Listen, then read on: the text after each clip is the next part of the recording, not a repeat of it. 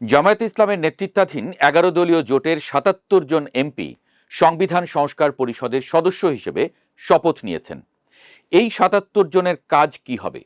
বাকি সদস্যরা শপথ না নেয় এই পরিষদ কি গঠিত হবে নাকি হবে না? রাষ্ট্রপতির আদেশের মাধ্যমে গণপরিষদ হয়েছে, সংস্কার পরিষদও হওয়ার কথা, কিন্তু বিএনপি না থাকায় এই পরিষদ এবং সংবিধান সংশোধন দুটোই এখন অনিশ্চয়তায়। বিশ্লেষকরা বলছেন গভীর রাজনৈতিক জটিলতায় পড়েছে বাংলাদেশ।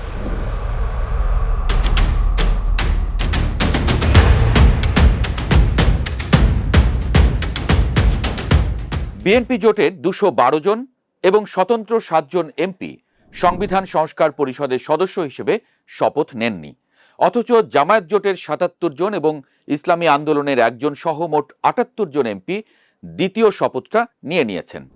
২/৩ বেশি সদস্য শপথ না নেয়ায় সংবিধান সংস্কার পরিষদ এখনও অপূর্ণ হয়ে আছে। গণভোটে হ্যাঁ জয়ী হওয়ায় জুলাই সনদ বাস্তবায়ন আদেশ অনুযায়ী এমপিদের সমন্বয়ে সংবিধান সংস্কার পরিষদ গঠিত হওয়ার কথা। গণভোটে হ্যাঁ জয়ী হয়েছে, এখন সংবিধান সম্পর্কিত প্রস্তাবগুলোর বাস্তবায়ন করার কথা সংবিধান সংস্কার পরিষদের, কিন্তু বিএনপি এই পরিষদে যুক্ত হয়নি।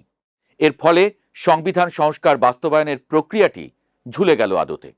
বিএনপির স্থায়ী কমিটির সদস্য স্বরাষ্ট্রমন্ত্রী সালাউদ্দিন আহমদ বলেছেন, জুলাই সনদে বিএনপি যেভাবে স্বাক্ষর করেছে সেভাবে অক্ষরে অক্ষরে পালন করা হবে।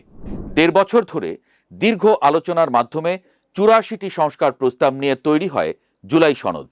এর মধ্যে ৪৮টি প্রস্তাব সংবিধান সম্পর্কিত। এগুলো বাস্তবায়নে গণভোট হয়েছে, তাতে হ্যাঁ জয়ী হয়েছে।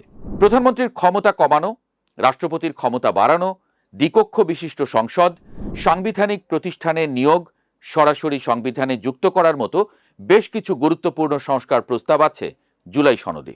এর মধ্যে কিছু প্রস্তাবে নোট অব ডিসেন্ট বা ভিন্ন মত দেয় বিএনপি।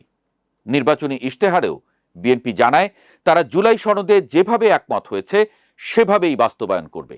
সংবিধান সংশোধন জাতীয় সংসদেই হতে পারে, কিন্তু এজন্য সংস্কার পরিষদ গঠন করার বিশেষ কারণ আছে। তা হলো সংবিধানের কিছু মৌলিক কাঠামো পরিবর্তন। সংবিধানের মৌলিক কাঠামো অপরিবর্তনীয়, কাজেই সেগুলো পরিবর্তন করা হলে ভবিষ্যতে আদালতে প্রশ্ন উঠতে পারে, চ্যালেঞ্জ হতে পারে।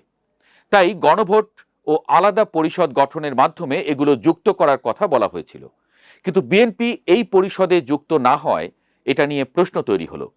বিশেষজ্ঞরা বলছেন এটি নিয়ে সামনে রাজনৈতিক সংকট তৈরি হতে পারে।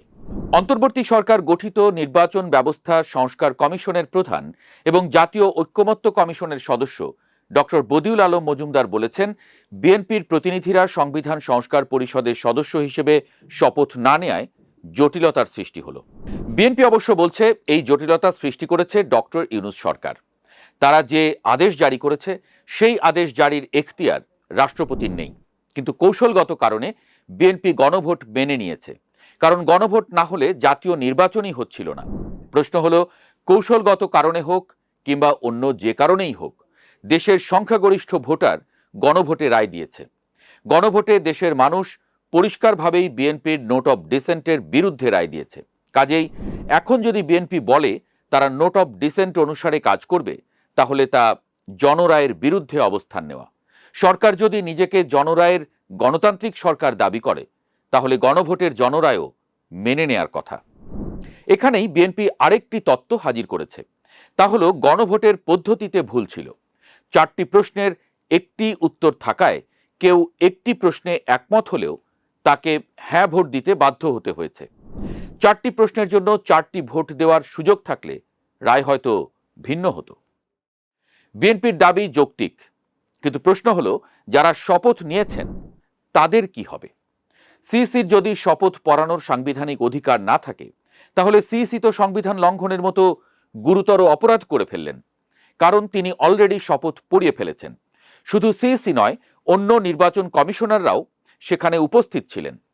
অন্যদিকে সংবিধান লঙ্ঘন করলে সিইসির পদ হারানোর কথা। বিএনপির কথা যদি সত্য হয়, তাহলে সিইসি সংবিধান লঙ্ঘন করেছেন এবং তার স্বপদে থাকার অধিকার নেই। আবার বিএনপির কথা যদি সত্যি না হয়, তাহলে বিএনপিকেও শপথ নিতে হবে। অর্থাৎ ডক্টর বদিউল আলম মজুমদার যে রাজনৈতিক জটিলতার কথা বলেছেন তা একেবারে মিথ্যে নয়। জটিলতা শুধু সাংবিধানিক প্রশ্নে নয়, রাজনৈতিক অবস্থানেও আছে। জামায়াত এনসিপি সহ বিরোধী দলের সাথে প্রথম দিনেই বিরোধ তৈরি হলো বিএনপির। প্রধানমন্ত্রী তারেক রহমানের শপথ অনুষ্ঠানেও জামায়াত এনসিপি যোগ দেয়নি। ভবিষ্যতে তারেক রহমানের মসনদেও কাঁটা বিছিয়ে রাখবে তারা।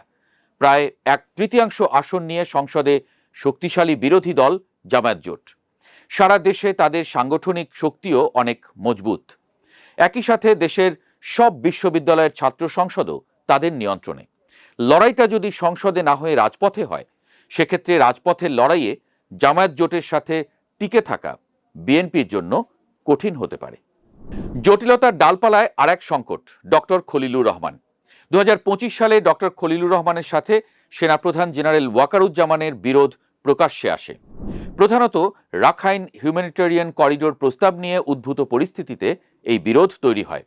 তখন জাতীয় নিরাপত্তা উপদেষ্টা ও রোহিঙ্গা বিষয়ক বিশেষ দূত হিসেবে কাজ করা খলিলুর রহমান মিয়ানমারের রাখাইন রাজ্যে সাহায্য পৌঁছানোর জন্য বাংলাদেশের মাধ্যমে একটা হিউম্যানিটেরিয়ান করিডোর প্রস্তাব করেন।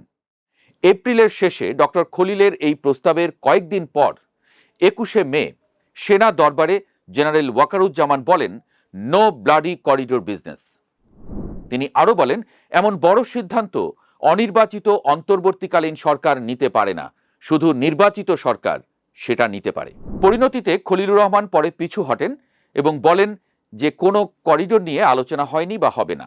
কিন্তু এই ঘটনা দুজনের মধ্যে গভীর অসন্তোষ তৈরি করে বলে গণমাধ্যমে প্রকাশিত হয়েছে। যদি রাজনৈতিক এবং সাংবিধানিক সংকট তৈরি হয়, তাহলে এই পুরনো বিতর্ক আবার উস্কে উঠতে পারে। অর্থাৎ সংকটটিকে যতটা সহজ বা কেবল রাজনৈতিক মনে করা হচ্ছিল, আসলে তা নয়, বরং এই সংকট বাংলাদেশ সরকারকেই অস্থিতিশীল করে তুলতে পারে। প্রধানমন্ত্রী তারেক রহমান মাত্র শপথ নিয়েছেন।